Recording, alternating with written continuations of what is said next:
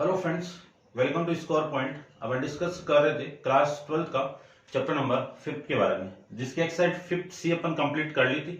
इस वीडियो में डिस्कस करते हैं 5th डी के इंट्रोडक्शन के बारे में। तो आपकी हेडिंग है प्रॉपर्टीज ऑफ डिटरमिनेंट। इंपॉर्टेंट है, यहां से एग्जाम में क्वेश्चन पुटअप होगा। एग्जाम्पल आप एक एक एग्जाम्पल को देखना और फिर क्वेश्चन पे आना, ठीक है ना। एग्जाम्पल आपको खुद को ही करने हैं, ठीक है। यदि किसी एग्जाम्पल में प्रॉब्लम है तो आप कमेंट बॉक्स के अंदर उस एग्जाम्पल का जो न्यूमेरिक जो नंबर है वो लिख के आप कमेंट्स कर देना और उस एग्जाम्पल को मैं एक्सप्लेन कर दूंगा, ठीक है ना। ये आप थोड़ा सा करना। चलिए अपन प्रॉपर्टी ऑफ डिटरमिनेंट क्वेश्चन की यानी बात करें तो इसमें जो फर्स्ट प्रॉपर्टी है पी फर्स्ट, प्रॉपर्टी नंबर जो फर्स्ट है वो क्या है, ध्यान से देखना। यदि किसी डिटरमिनेंट के अंदर, समझना, डेफिनेशन आपकी बुक के अंदर सारी गिवन है, वो आप चेक कर लेना। मैं ओनली यहां पे एक्सप्लेन कर देता हूं। फर्स्ट प्रॉपर्टी क्या है, यदि किसी डिटरमिनेंट के अंदर या तो एक रो या फिर एक कॉलम के सारे एलिमेंट क्या हो, जीरो हो, उस डिटरमिनेंट की वैल्यू क्या आएगी, आपकी जीरो आएगी। जैसे फॉर एग्जाम्पल लेना चाहूं मैं, एग्जाम्पल से समझते हैं कि डेल्टा इक्वल टू 1 2 3, फिर आपका -2, ये 0 और ये -4, ठीक है ना। यहां पे भी कुछ ले लो, 1 ले लेता हूं, फिर ये 0 और ये 0 और ये 0।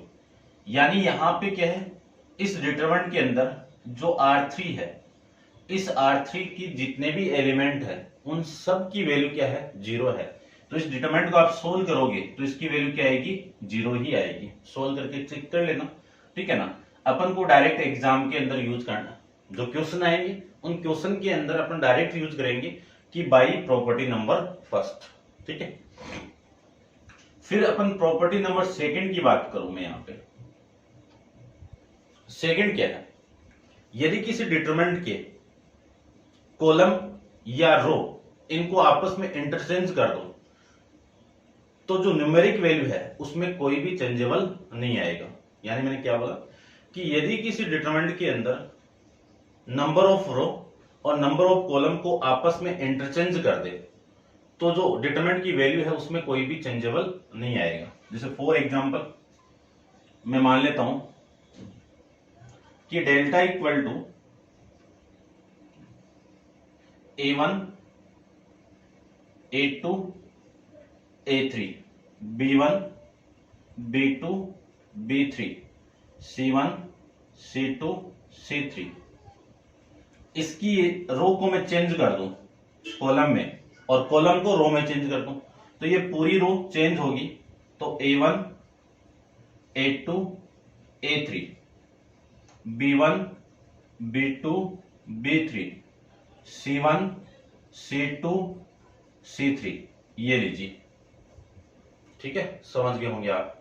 यानी मैंने क्या किया है इसमें कि डिटरमिनेंट की जो रो है और कॉलम है इनको आपस में इंटरचेंज किया है, तो इसकी जो न्यूमेरिक वैल्यू उसमें कोई भी चेंजेबल नहीं आएगा। अब चेंजेबल कहां पे आएगा, इस प्रॉपर्टी नंबर थर्ड में आएगा। वो देखिए प्रॉपर्टी नंबर जो थर्ड है वो क्या कहती है आपको, यदि किसी डिटरमिनेंट की, मान लीजिए एक डिटरमिनेंट आपका ये A1 A2 A3, फिर आपका B1 B2 B3, C1 C2 और C3। इस डिटरमिनेंट की दो रो और या फिर दो कॉलम, ठीक है ना, या तो दो रो या फिर आपकी दो कॉलम आपस में इंटरचेंज कर दो। इन दोनों को चेंज कर दो या फिर इन दोनों को कर सकते हो, इन दोनों कॉलम को कर सकते हो, इन दोनों को कर सकते हो और इसको कर सकते हो, आपकी मर्जी है, किसी को भी कर सकते हो। अब इसमें चेंज क्या होगा, इसके आगे जैसे मैं सपोज की इसको चेंज करके लिखूं तो ये B1 B2 B3, A1 A2 A3, C1 C2 C3। इसमें चेंज कितना आएगा, इसके आगे माइनस साइन आ जाएगा। ये प्रॉपर्टी नंबर थर्ड है आपकी, ठीक है ना। इंपॉर्टेंट है ये सारी प्रॉपर्टी, इनके बिना ये एक्सरसाइज अधूरी है, ठीक है ना। ये आनी चाहिए आपको, फिर प्रॉपर्टी नंबर आपकी फोर्थ क्या करती है,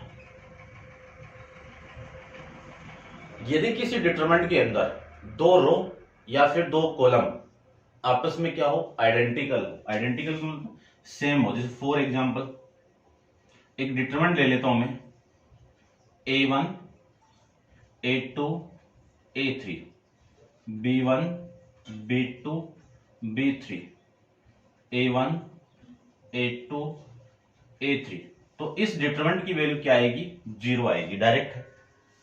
यदि किसी डिटरमिनेंट के अंदर दो रो या फिर दो कॉलम आपस में क्या हो, सेम हो, ठीक है, आइडेंटिकल कह सकते हैं अपन, उस पूरे डिटरमिनेंट की वैल्यू क्या आएगी, आपकी 0 आएगी।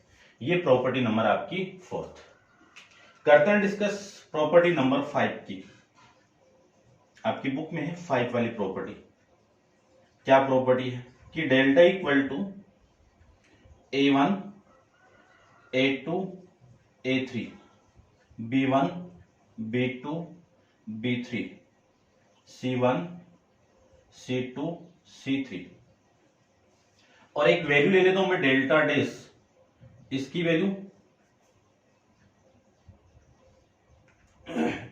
क्या लिखती है कि इस डिटरमिनेंट की किसी भी एक रो या फिर किसी भी एक कॉलम को आप एक constant real non zero real से आप मल्टीप्लाई कर दो, ठीक है ना, ये जो के है वो नॉन जीरो रियल नंबर है भाई, ठीक है ना, नॉन जीरो रियल नंबर, इससे आप मल्टीप्लाई कर दो तो डिटरमिनेंट की वैल्यू में कितना चेंजेबल आएगा वो देखिए। इस रो को मैं के से मल्टीप्लाई करके लिख रहा हूं, तो के इंटू A1 के इंटू A2 के इंटू A3 B1 B2 और B3 C1 C2 और C3, ये तो हो गई इसकी वैल्यू। अब इनमें चेंजेबल यानी इस डिटरमिनेंट की जो वैल्यू है डेल्टा की, इस डेल्टा की जो वैल्यू है वो किसकी इक्वल आएगी, के इंटू के तो कॉमन आ जाएगा ना, और वो डेल्टा के इक्वल आ जाएगी, ठीक है ना। यानी आप डायरेक्ट इस डेल्टा को आप मल्टीप्लाई कर दोगे तब आपकी वैल्यू इसकी आ जाएगी। ये प्रॉपर्टी नंबर 5 आपकी, ठीक है भाई, समझ गए होंगे आप, ठीक है ना। ये उल्टा कर दिया ना मैंने, देखो, या फिर ऐसे लो, इसको थोड़ा सा ऐसे लो आप, देखो डिटरमिनेंट का रूल क्या है, आप यहां से के को बाहर निकाल सकते हो, तो डेल्टा डेस की वैल्यू क्या आएगी, इस के को मैं कॉमन निकालो, डिटरमिनेंट के अंदर किसी भी कांस्टेंट वैल्यू को आप कॉमन निकालो या किसी भी वैल्यू को आप कॉमन निकालो, तो वो जो कॉमन आएगा वो या तो किसी रो से आएगा या फिर किसी कॉलम से आएगा, ठीक है। तो इस पूरी रो से मैं के को कॉमन निकाल दूं और जो रिमेनिंग वैल्यू है ये आपकी यही मिलेगी ना आपको, है ना, ठीक है ना भाई, ये आएगा। मैंने थोड़ा सा इसमें उल्टा कर दिया था, ये लीजिए, समझ गए होंगे, ठीक है ना। नॉर्मली अपन कॉमन वाला केस यहाँ पे यूज करेंगे, वो थोड़ा सा आपको माइंड में रखना है। तो ये थी आपकी प्रॉपर्टी नंबर 5। करते हैं डिस्कस प्रॉपर्टी नंबर आपकी 6 के बारे में। बस 6 इंपॉर्टेंट है, बाकी तो इनका एक्सटेंशन रूप है, कोई ज्यादा वो नहीं है, ठीक है। इनको आपको माइंड में रखना। 6 प्रॉपर्टी देखो, 6 वाली प्रॉपर्टी देखो, प्रॉपर्टी नंबर जो 6 है उसमें क्या गिवन है आपको, यदि मैं डेल्टा की वैल्यू ले लूं A1 A2 A3 B1 B2 B3 C1 C2 C3, और इस डेल्टा की वैल्यू को मैं ले लेता हूं कि इस डिटरमिनेंट की वैल्यू, इस डिटरमिनेंट की किसी भी रो या फिर किसी भी कॉलम को, किसी भी रो या फिर किसी भी कॉलम को, एक को किसी कांस्टेंट से मल्टीप्लाई करके इसमें ऐड कर दूं तो आपकी वैल्यू क्या आएगी। यानी मैं क्या बोल रहा हूं, देखो ध्यान से देखना कि A1 ये B1 और ये C1, इसको इस वाली रो को इस कॉलम को किसी कांस्टेंट से, यानी इस पूरी कॉलम को मुझे के से मल्टीप्लाई करके इसमें ऐड करना है, तो आपकी वैल्यू आएगी k into A2 plus k into A3 नहीं सॉरी B2 और फिर K इंटू B2 और फिर आएगा आपका ये सेम A2 A3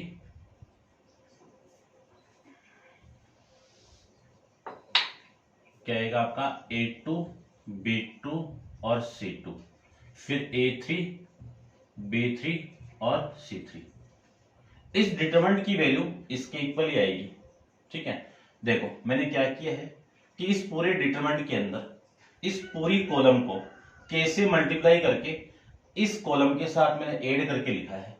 ठीक है, तो इस डिटरमिनेंट की वैल्यू इसी की इक्वल आएगी कैसे वो देख लीजिए कि डेल्टा डेस इक्वल टू इस पूरे फॉर्मेट को क्या लिख सकता हूं A1 B1 C1 फिर A2 B2 C2 A3 B3 और C3 फिर ये प्लस लीजिए, यहां पे माइनस होता तो अपन माइनस यूज कर लेते, एक ही बात है।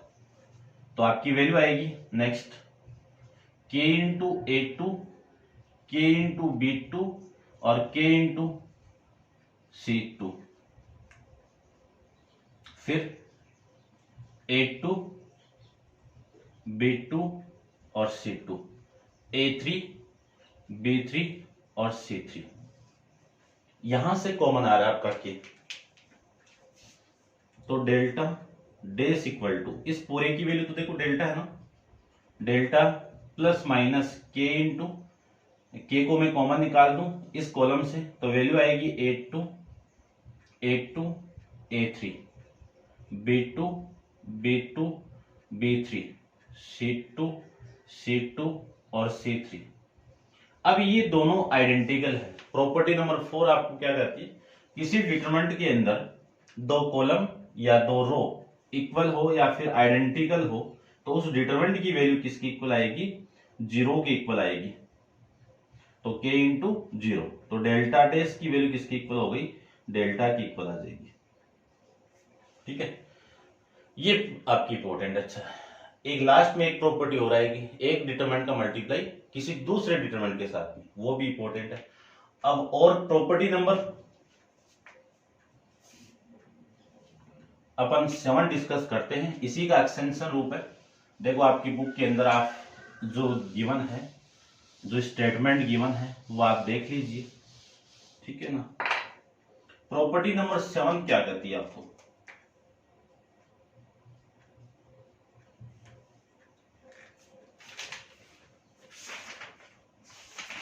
प्रॉपर्टी नंबर 7 में आपको गिवन है कि if each entry of one row और column of determinant is multiply by a real number के and the resulting product is added to the corresponding entry in another row.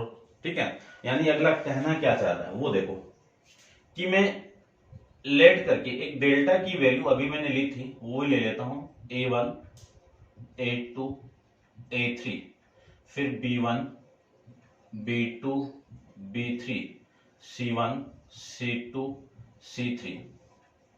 ठीक है ना, ये वैल्यू ले ली और मैं इसमें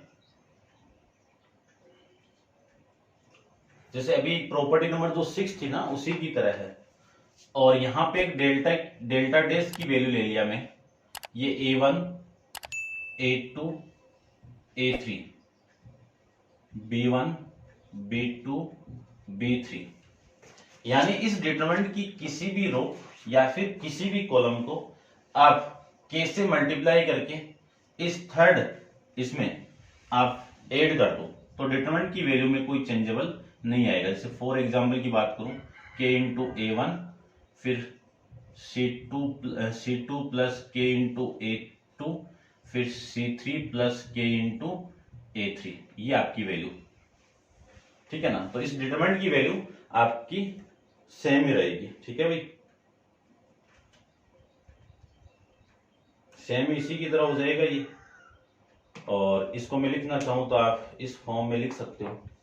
ठीक है ना, अभी भी किया था जो प्रॉपर्टी नंबर 6 उसमें कॉलम वाला केस था, इसमें रो वाला केस है। तो delta 1 equal to A1 B1 और C1। ठीक है ना, इसको उठा के नेक्स्ट में लिख देंगे। तो A2 B2 और C2, A3 B3 और C3 प्लस यहां से मैं के को माइनस भी आ सकता है, यहां पे ध्यान रखना, और के को मैं मल्टीप्लाई यानी कांस्टेंट बाहर निकाल दूं तो A1 A2 A3 B1 B2 B3 C1 A1 A1 A2 A3। अब ये दोनों रो आपकी आइडेंटिकल है, और आइडेंटिकल है तो उसकी वैल्यू क्या होगी, इसकी वैल्यू तो डेल्टा प्लस के इंटू, ठीक है ना, प्लस माइनस लो, लेकिन ये नॉन जीरो रियल नंबर है ना, तो नेगेटिव वैल्यू भी आ सकती है ना इसके, की बात है।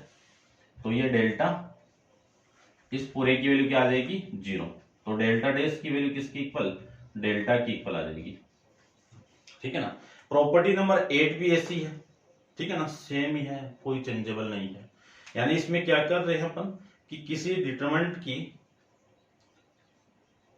दो कॉलम को किसी दो कांस्टेंट वैल्यू से मल्टीप्लाई करके ऐड कर रहे हैं, तो 3 पार्ट मिलेंगे, और जिसमें दोनों में लास्ट वाले दोनों में क्या होंगे, या तो 2 रो इक्वल होगी या फिर 2 कॉलम आपके इक्वल होंगे, और उसकी इक्वल आइडेंटिकल वाले केस में क्या वैल्यू देगा आपको, ये 0 वैल्यू दे देगा, ठीक है ना। ये प्रॉपर्टी नंबर 8 है, सेम ही है इसी की, यानी जो 6th प्रॉपर्टी, 7th और 8, ये तीनों की तीनों सेम प्रॉपर्टी है, ठीक है ना। और अपन प्रॉपर्टी डिस्कस करते हैं, प्रॉपर्टी नंबर आपकी 9th के बारे में, ठीक है ना। और ये 9th आपको क्वेश्चन जब डिस्कस करेंगे उसमें समझ में आएगा। देखो इसका जो स्टेटमेंट है फैक्टर थ्योरम से, कि if the element of a determinant that involve x are the polynomial in x, यानी इसमें क्या है, एक एक्स की फॉर्म में एक पॉलिनोमियल गिवन है, and if the determinant is equal to 0, यानी जो पूरे डिटरमिनेंट की वैल्यू है वो किसके इक्वल है, 0 के इक्वल है, when a is substituted for x, यानी x की वैल्यू में क्या पुट कर रहा हूं, a पुट कर रहा हूं, तो यहां से x माइनस a क्या होगा, फैक्टर होगा, ठीक है ना, कि then x minus a is a factor of the determinant, इस डिटरमिनेंट का फैक्टर होगा, ठीक है ना। वो क्वेश्चन आएगा तब अपन डिस्कस करेंगे। और फिर इसमें एलिमेंट्री ट्रांसफॉर्मेशन हेडिंग है, जब ये आएगा तब अपन डिस्कस करेंगे। इसी पे डिपेंडेंट है कि आप एलिमेंट्री ट्रांसफॉर्मेशन से किसी भी मैट्रिक्स का इनवर्स मैट्रिक्स फाइंड आउट निकालेंगे वहां पे अपन, ठीक है ना। एलिमेंट्री ट्रांसफॉर्मेशन क्या है, देखो हेडिंग आपकी दी हुई है एलिमेंट्री ट्रांसफॉर्मेशन, इसका यूज करते हैं अपन किसी भी मैट्रिक्स का इनवर्स मैट्रिक्स फाइंड आउट करने के लिए। इसमें क्या है कि रो के रेस्पेक्ट में भी होता है, यहां पे लिख देता हूं, रो के रेस्पेक्ट में होता है और कॉलम के रेस्पेक्ट में होता है।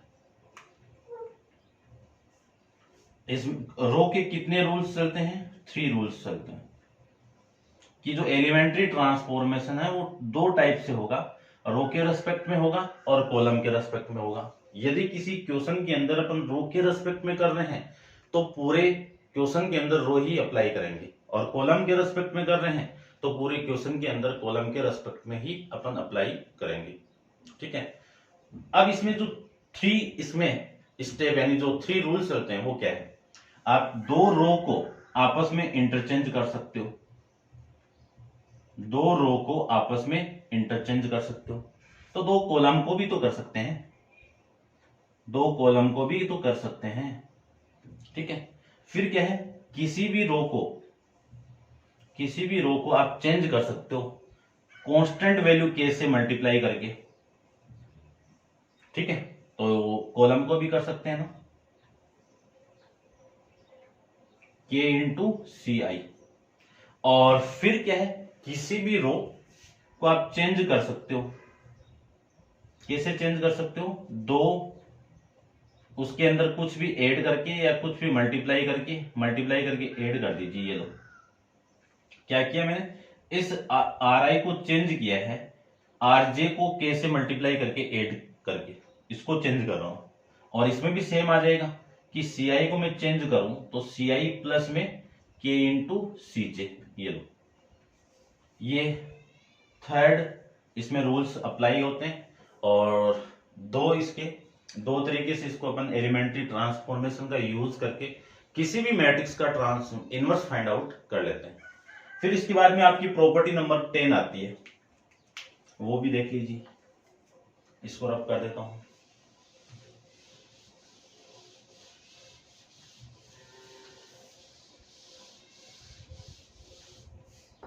ठीक है, प्रॉपर्टी में जो एग्जांपल ले रखा है वो देख लीजिए